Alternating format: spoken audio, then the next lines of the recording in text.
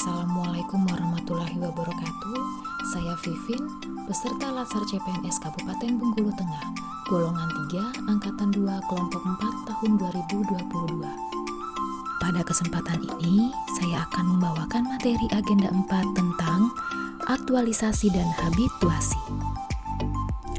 Habituasi merupakan suatu proses pembiasaan agar kita terbiasa dan terlatih untuk melakukan sesuatu yang bersifat intrinsik terhadap lingkungan kerja.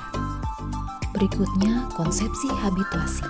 Pada masa ini, peserta pelatihan diharapkan dapat membiasakan diri untuk berperilaku sesuai nilai, sehingga terbentuk karakter diri yang ideal melalui proses internalisasi dan pengumpamaan melalui intervensi tertentu di tempat kerja.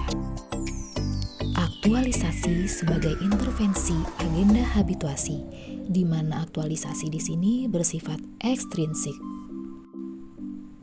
Tahap pembelajaran aktualisasi dimulai dari pembelajaran 3 agenda, evaluasi akademik, penjelasan aktualisasi, bimbingan menyusun, seminar rancangan aktualisasi, melaksanakan aktualisasi, bimbingan persiapan seminar, seminar pelaksanaan aktualisasi, sehingga tercipta PNS profesional yang berkarakter sebagai pelayan masyarakat.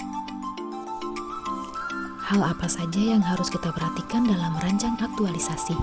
Pertama, isu apa yang kita temukan, kegiatan kreatif apa yang digagas untuk dapat memecahkan isu, bagaimana tahapan kegiatannya yang perlu dilakukan dalam menyelesaikan isu secara terukur, apakah hasil kegiatan atau tahapan kegiatan benar-benar memberikan dampak terhadap penyelesaian isu, apa yang akan diaktualisasikan dalam proses pelaksanaan kegiatan dalam rangka penyelesaian isu, bagaimana cara mengaktualisasikannya, dan terakhir, bagaimana membuktikan bahwa telah terjadi aktualisasi dalam pelaksanaan kegiatan.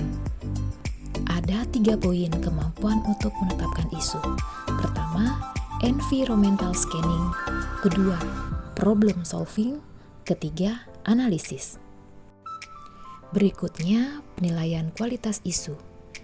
Untuk contohnya, kita dapat menggunakan teknik analisis USG.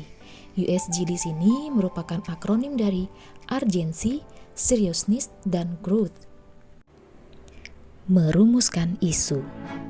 Rumusan isu sebaiknya ditulis secara singkat dan jelas, serta memuat fokus dan lokus. Adapun produk rancangan aktualisasi adalah sebagai berikut.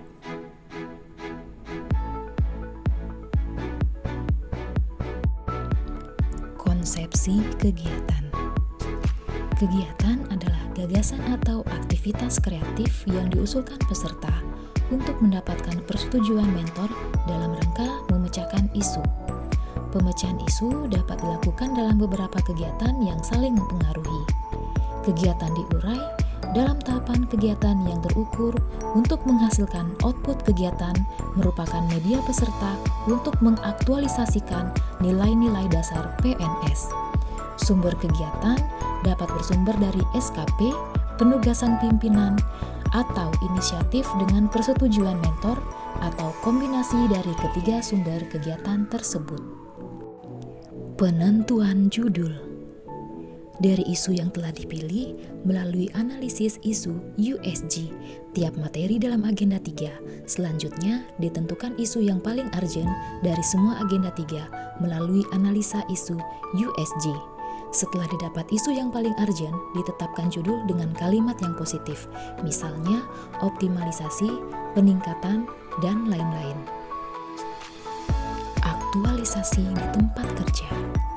Melakukan pendalaman terhadap core isu yang dipilih, dukungan konsep, pokok mata diklat, melakukan penerapan terhadap usulan-usulan inisiatif, proses dan kualitas mengelola dan menjalankan inisiatif, melakukan analisis terhadap dampak hasil inisiatif, dampak yang terjadi baik pada level individu, unit atau organisasi, dan menjaga keberlangsungan inisiatif yang telah dilakukan. Laporan aktualisasi. Pada laporan aktualisasi terdapat muatan deskripsi core isu yang terjadi disertai dengan strategi pemecahannya, proses menerapkan inisiatif gagasan kreatif yang telah dirancang yang didukung dengan dukungan bukti-bukti pembelajaran, baik berupa dokumen, notulensi, foto, rekaman, video, dan sebagainya, serta juga mendeskripsikan analisis terhadap dampak yang ditimbulkan.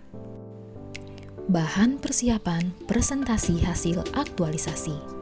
Komponen utama yang harus dipresentasikan adalah 1. Hasil pendalaman berupa core isu yang dipilih, perubahan atau penambahan, dukungan konsep, pokok mata diklat yang melandasi pemilihan core isu, dan penetapan inisiatif pemecahan core isu.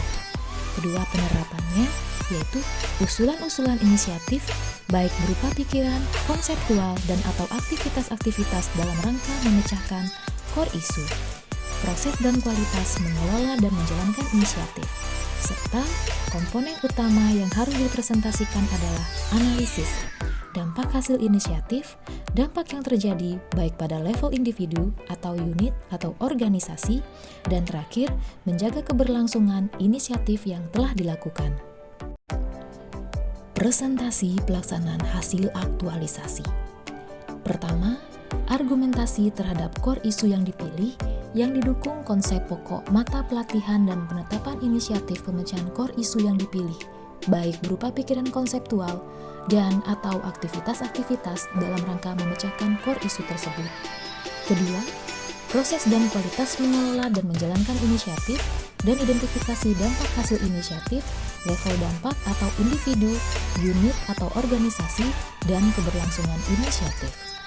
Kontribusi hasil kegiatan terhadap visi, misi, dan tujuan organisasi. Kontribusi hasil kegiatan terhadap penguatan nilai-nilai organisasi, dan terakhir, khusus bagi CPNS golongan 3, menyampaikan hasil analisis konseptual dampak apabila nilai-nilai dasar tidak diaplikasikan dalam pelaksanaan tugas dan jabatannya.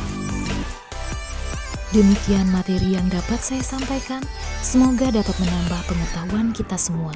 Saya, ASN Berakhlak, bangga melayani bangsa. Wassalamualaikum warahmatullahi wabarakatuh.